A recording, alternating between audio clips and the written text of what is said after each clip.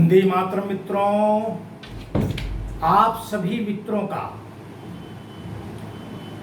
राष्ट्र नीति चैनल पर स्वागत है। YouTube पर राष्ट्र नीति चैनल को सब्सक्राइब भी करें और हमारे द्वारा विषय आधारित जारी किए जा रहे संवादों को, विचार प्रवाह को साझा भी करें। मित्रों, इस समय अपने राष्ट्र में राष्ट्रीय मुस्लिम मंच के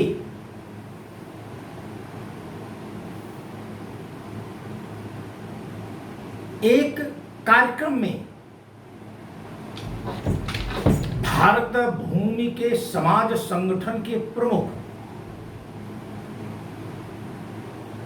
ने एक वक्तव्य दिया।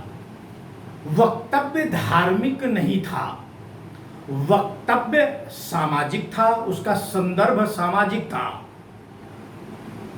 उस वक्तव्य को लेकर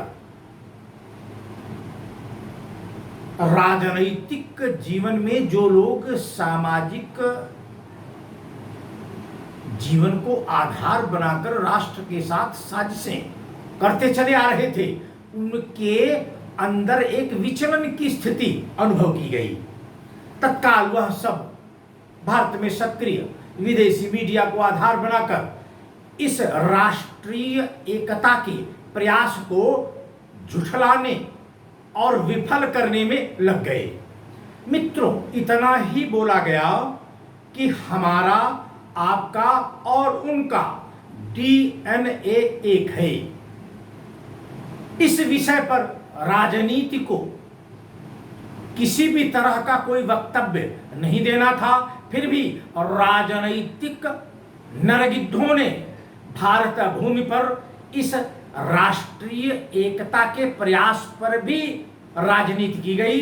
अब यह तय करने में कोई अड़चन भी नहीं है कि भारत भूमि पर राष्ट्रीय एकता, सामाजिक एकता और राष्ट्र की उन्नति में भारत का वर्तमान राजनैतिक सिस्टम ही अवरोध उत्पन्न करता था।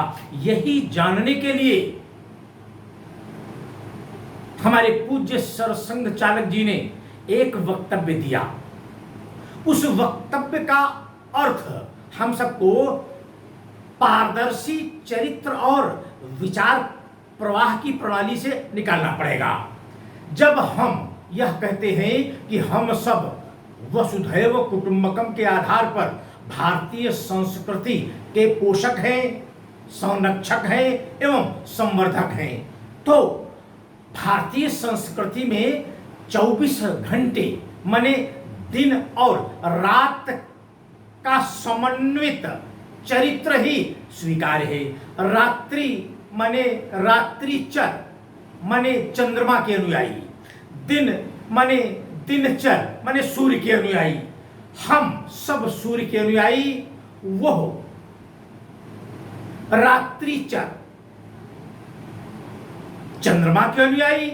इनके मध्य विवाद कहां से आया? इस विवाद को पैदा करने के लिए अंतर्राष्ट्रीय चर्च दोषी है।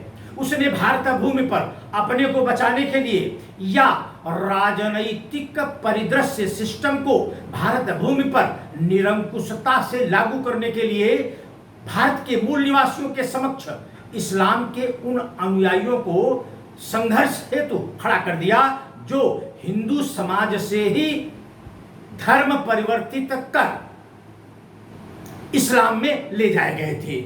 मजे की बात है, वह मंदिर मस्जिद के नाम से अनवरत भारत भूमि पर हिंदू समाज से लड़ते हुए अपने संपूर्ण विनाश की कहानी लिख बैठे हैं। अब उनको बचाने वाला इस विश्व में कोई मिलने वाला नहीं है। क्यों? क्योंकि उन्होंने धर्म के आधार पर संस्कृतियों को नष्ट करने का कुकृत्य किया है। वह संस्कृति जो मानव कल्याण की आधारभूत संस्कृति थी, यही हिंदुत्व की संस्कृति कहलाती है। यही भारत भूमि पर हम राष्ट्रवादी सोच के रूप में स्वीकार करते हुए भारत को विश्व परिवार में विश्व गुरु की भूमिका में ले जाने हेतु सक्रिय हैं। इसी सक्रियता को सुनिश्चित करने के लिए हमने अपने समाज संगठन की नींव रखी। उस समाज संगठन का एक मंत्र निर्धारित किया कि संगठन में ही शक्ति है। इसकी दूसरी पंक्ति को तय किया कि शक्ति से ही शांति संभव है। वर्तमान भारत 1925 से लेकर आज तक लगातार संगठन में ही शक्ति है के सिद्धांत पर चलता हुआ सिर्फ और सिर्फ संगठन का निर्माण करता रहा। और वह विधर्मी लोग जो हमारी संस्कृति को नष्ट करने हेतु सुनियोजित संगठित आपराधिक कृत्य चला रहे थे, वह सब संवैधानिक शक्तियों को आधार बनाकर देश में लूट घसोट मचाते हुए देखे गए हैं। जब भारत के मूल निवासी हिंदुत्व की चैतन्य परंपरा को स्वीकार करते हुए राष्ट्रनीति की सैद्धांतिक पृष्ठभूमि को अंगीकार करते हुए भारत के संविधान का शासन भारत भूमि पर लागू किया, तो वह राजनीति करने वाले, खालिश राजनीति करने वाले, सिर्फ राजनीति करने वाले, जिनके पास राष्ट्र के सृजन का कोई विषय या मुद्दा नहीं था, वह सब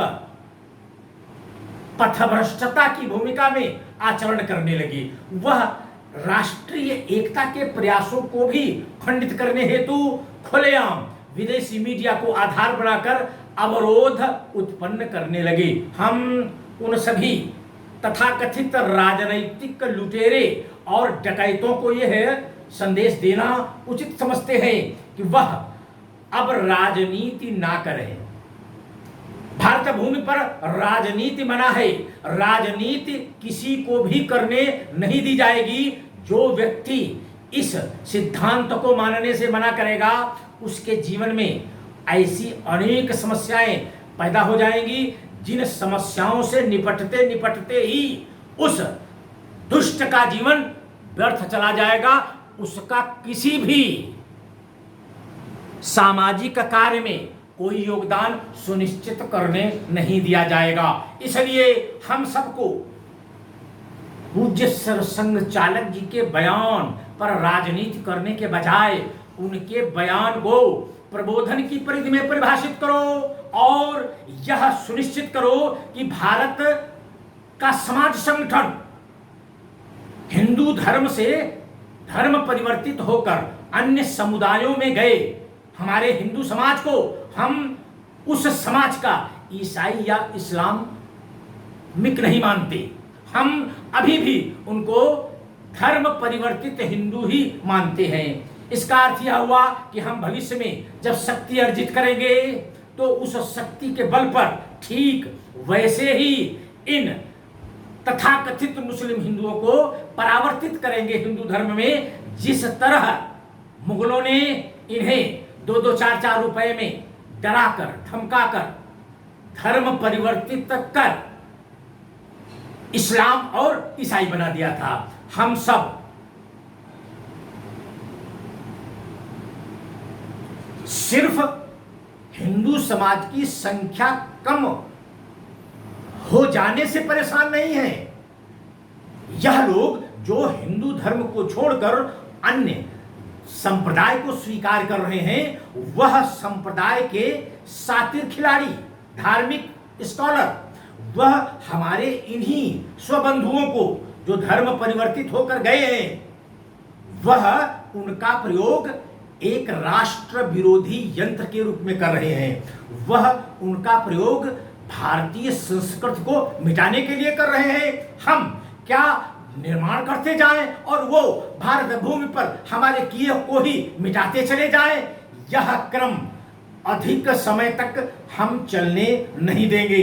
इसी साजिश को रोकने के लिए ऐसा कहा गया कि हमारा आपका डीएनए एक है, इसलिए घर परिवार के बुजुर्गों के साथ बैठिए और विचार करिए कि तुम्हारे पूर्वज कौन थे। जब आप अपने पारिवारिक वातावरण में बैठकर यह विचार प्रारंभ कर देंगे कि भारत भूमि पर हमारी उपस्थिति का आधार क्या है, तो आपको भी वही लगने लगेगा जो हमें लग रहा है, और आप भी भारत भूमि के लिए वैसे ही चिंतित होने लगेंगे जैसे हम चिंतित हैं। अभी आप चिंता इसलिए नहीं कर रहे हैं कि आपके चारों तरफ